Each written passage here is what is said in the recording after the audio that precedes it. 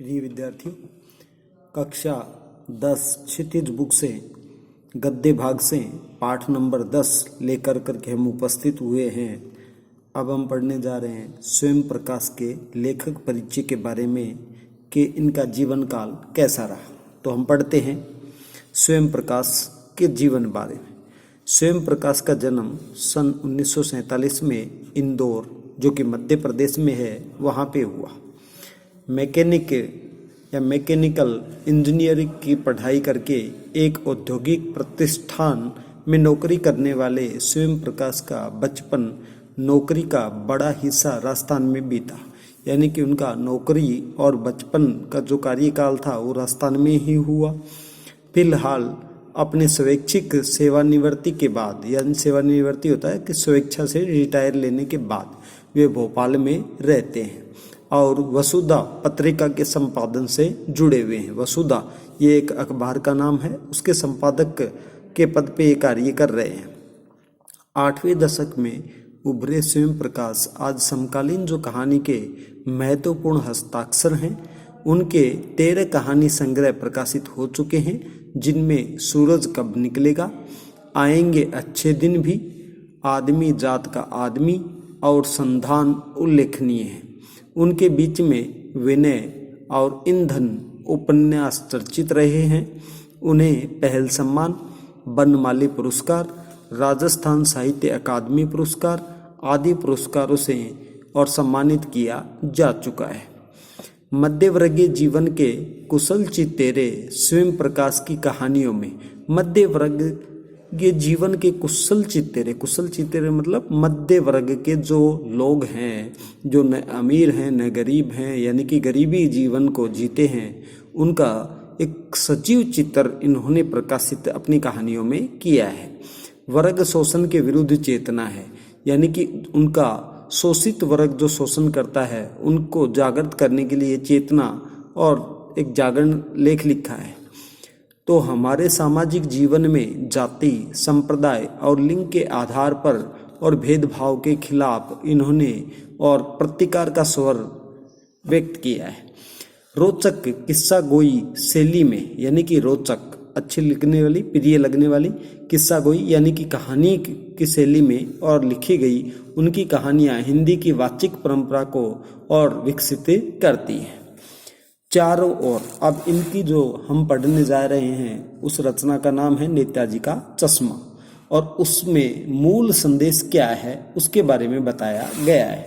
तो हम पढ़ रहे हैं छोटा संक्षिप्त रूप और मूल संदेश। चारों ओर सीमाओं से घिरे भूभाग का नाम ही देश नहीं होता, यानी कि देश हमारी चारों तरफ की सीमाओं से घिरा हुआ जो भाग है उसे देश नहीं कह सकते, बल्कि देश बनता है उसमें रहने वाले सभी नागरिकों, नदियों, पहाड़ों, पेड़ पौधों, वनस्पतियों, पशु पक्षियों से, और इन सब से प्रेम करने वाला या प्रेम करने तथा इनकी समृद्धि के लिए प्रयास करने वाले का नाम ही देशभक्ति है।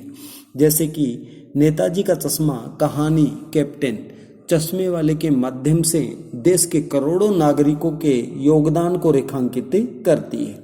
यानी कि इस कहानी में एक कैप्टन है जो कि चश्मे बेचने का काम करता है, और एक चौराहे पर सुभाष चंद्र बोस की मूर्ति लगी हुई है, और उस मूर्ति के ऊपर वह अपना चश्मा जो चढ़ा कर करके और अपनी देशभक्ति का परिचय देता है।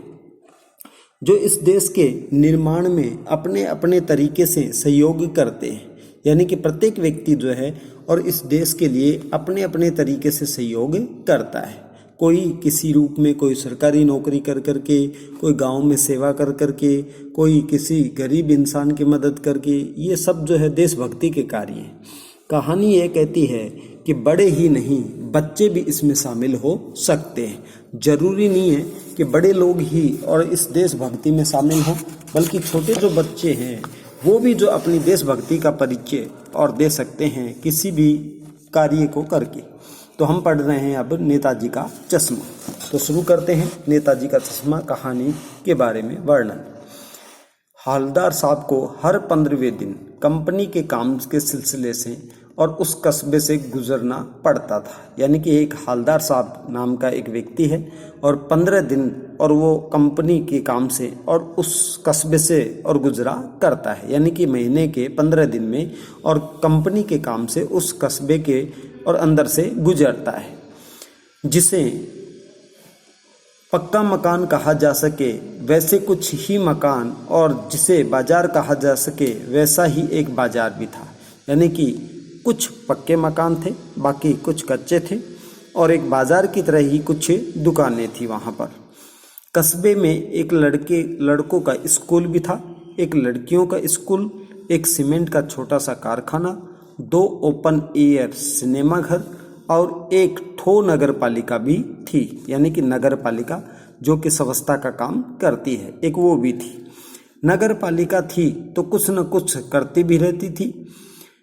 कभी कोई सड़क पक्की करवा दी, कभी कुछ पेशाब घर बनवा दिए, कभी कबूतरों की छतरी बनवा दी, तो कभी कवि सम्मेलन करवा दिया।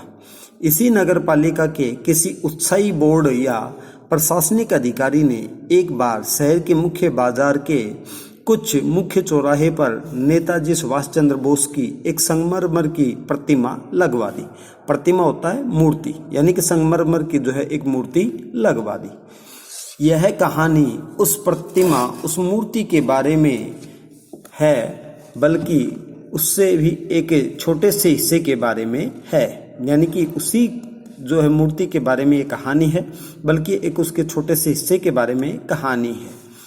पूरी बात तो अब पता नहीं है, लेकिन लगता है कि देश के अच्छे मूर्तिकारों की जानकारी नहीं होने और मूर्ति की लागत, अनुमान और उपलब्ध बजट के कहीं ज़्यादा होने के कारण काफ़ी समय और एक उलझन और चिट्ठी पत्री में बर्बाद समय हुआ होगा। वहाँ पर होता है उलझन, एसएमएस की स्थिति, और बोर्ड की शासनावधि समाप्त होने की घड़ियों में किसी स्थानीय कलाकार को अवसर देने का निर्णय किया गया होगा और अंत में कस्बे के इकलौते हाई स्कूल के इकलौते ड्राइंग मास्टर मान लीजिए मोतीलाल जी को ही यह काम सौंप दिया गया होगा, जो महीने भर में ही मूर्ति बना करके पटक देने का विश्वास दिला रहे थे। यानी कि पैसों के लालच में और वो कम समय में ही जो मूर्ति बना दिया करते थे। तो ऐसे ही एक गुरुजी को, मास्टर जी को, जिनका नाम था मोतीलाल जी को, मान लीजिए उनको यह काम सौंप दिया गया होगा। जैसा कि कहा जा चुका है कि मूर्ति संगमरमर की थी, टोपी की नोक से कोट के दूसरे बटन तक की कोई 2 फुट ऊंची ही है।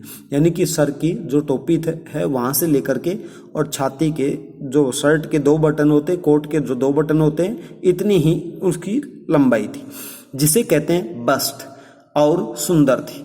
नेताजी सुंदर लग रहे थे, कुछ मासूम और कमसिन, फौजी वर्दी में।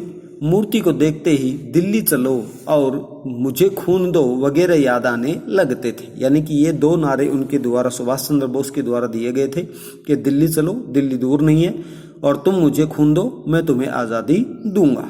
ये उस मूर्ति को देखते ही नारे याद आने लगते थे। इस दृष्टि से यह सफल और सराहनीय प्रयास था। केवल एक चीज की कसर थी जो देखते ही जो है खटकने लगती थी। नेताजी की आंखों पर चश्मा नहीं था।